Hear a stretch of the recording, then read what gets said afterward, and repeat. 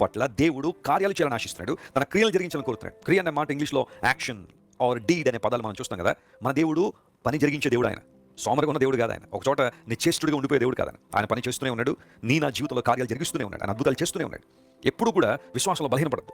నిరీక్షణలో వెనక్కి జారిపోవద్దు. నీ దేవుడు నీ కొరకు పని చేస్తున్నాడు ఆయన. నీ జీవితంలో మేలు చేయాలని కోరుతున్నాడు. నీ ప్రతికూల పరిస్థితులను అనుకూలంగా మార్చినట్లుగా, నీ ప్రార్థనలను దేవుడు స్తుతిగా మార్చినట్లుగా, నీ ఉపవాసములను మనోహరమైన పండుగలుగా మార్చినట్లుగా దేవుడు తన కార్యం జరిగిస్తూనే ఉన్నాడు. నమ్మగలవా? విశ్వాసం ఉంచగలవా?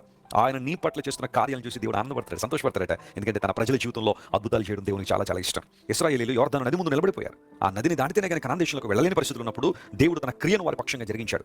యోర్దాను నదిని ఏకరాశిగా నిలబెట్టాడు. గోడ వలె నీళ్లు నిలబడిపోయినప్పుడు దేవుని ప్రజలు ఆ యోర్దానును ఆరిన నేలలో దాటేసి వారి కనాను దేశంలో ప్రవేశించారు. తన ప్రజల పట్ల కార్యములు చేయడంలో దేవుడు సంతోషిస్తాడు. And I hope and I pray that you would see the deeds of God in your life today. ఈ రోజు దేవుని యొక్క క్రియలు, ఆయన కార్యములు నీ జీవితంలో స్పష్టంగా జరుగునుగా కానీ దేవుని సేవకునిగా ప్రకటిస్తున్నాను. ప్రార్థన చేసుకుందాం.